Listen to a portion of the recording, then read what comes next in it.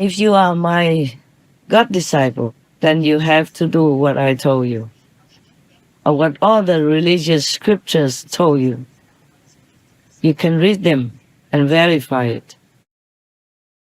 And if you come in, profess to be my disciple, just to use it, your position and your little knowledge that you have stolen from me to go out and delude people and fit your ambitions, your ego, then the Maya will make you his effective instrument.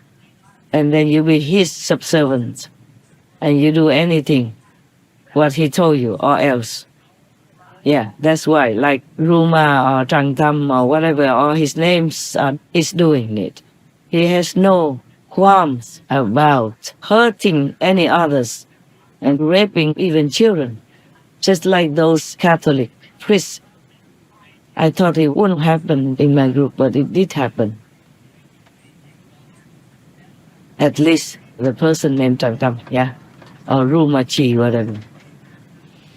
Oh, that's a sad thing. But humans don't listen easily to goodness or to the high knowledge or to true wisdom. It's just so easy to fall into easy life, tempted by all kinds of things that the Maya has arrayed for them. And once you're in there, it's difficult to get out. But there is still time. As long as I'm here, I will take you in my open arms and teach you.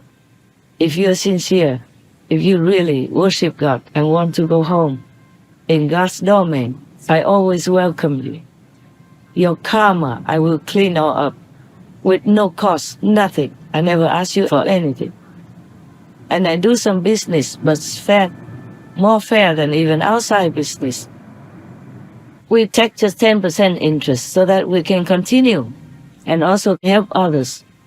That's why I'm not as rich as many people you think are rich. I'm rich, but not overly rich, because I help others. I don't earn as much, but I give a lot more than other people who have a lot more money but don't give. Anyway, it's all God's money. And if I give it, it's all in the name of God. And I know to thank God for that. And if God doesn't want me to give anymore for any reason, then I have to stop. Right now, God doesn't want me to give any more charity, because he said that judgment has to be fair and straight. It cannot be helped by an outside factor and by twisting the law. Even if God sent you here or let you come here, God also has to be fair. Like, for example, if you are American and went to a restricted country, your president cannot allow you to do something that is restricted in that restricted country. He can't help you if you transgress that restricted law of the restricted country.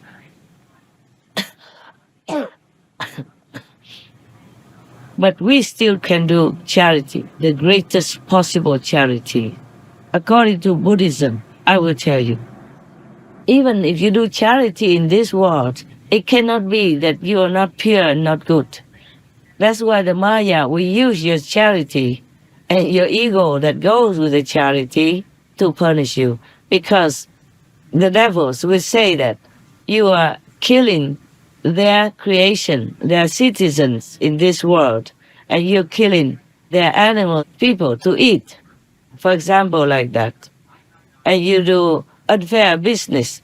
You take too much. You earn a little, but you take too much and became rich without fairness.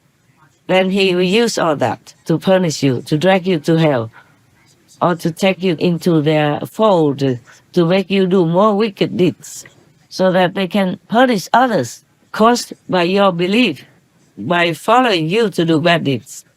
You see, that's what it is. In Buddhism, Buddha also say that when you give with a pure heart and purity, and the person who receives it is also pure in purity, then both will have merit, otherwise not. You know, Liang Wuti, the Liang emperor, was very proud because he built many temples and fed many monks to study Buddhism. So he thought he's top. But when he asked Great Master Bodhidharma how much merit does he have from building temples, feeding monks and all that, the Great Master Bodhidharma said to him, nothing. You have nothing.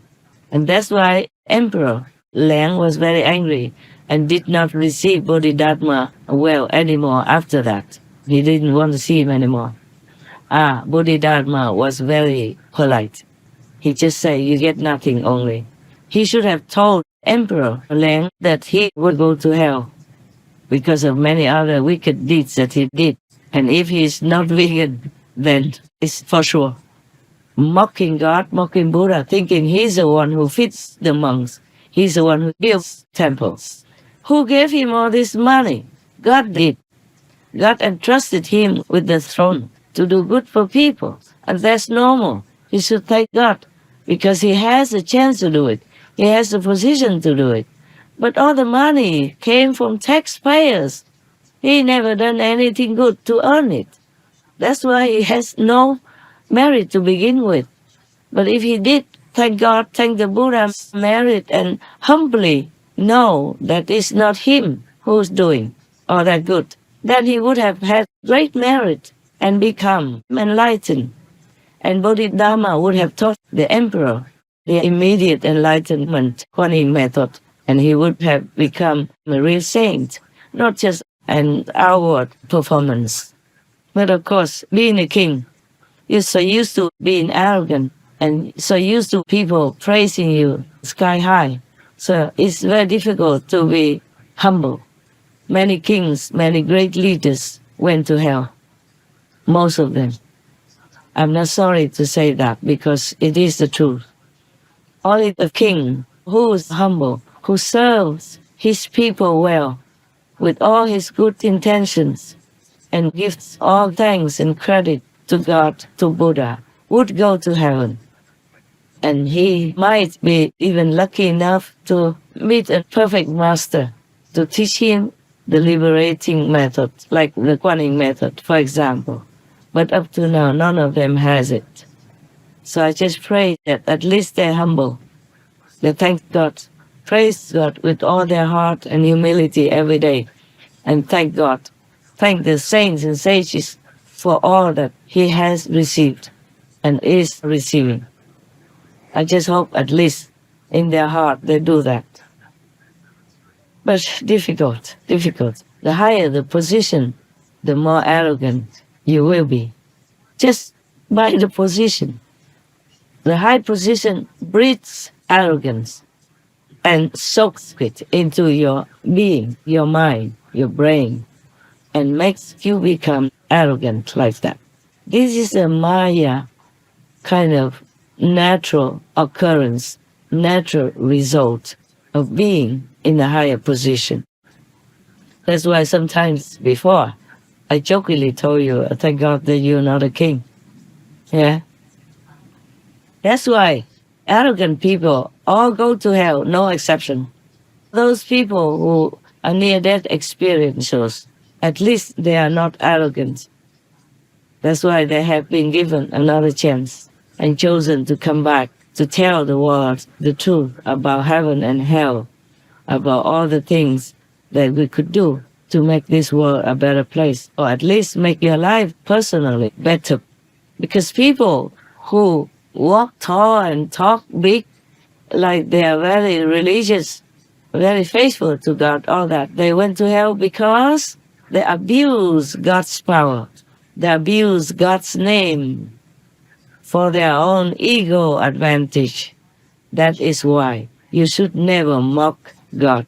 You should never abuse God's power, God's glory, to make your own personal gain and fame. That's the worst thing you could do.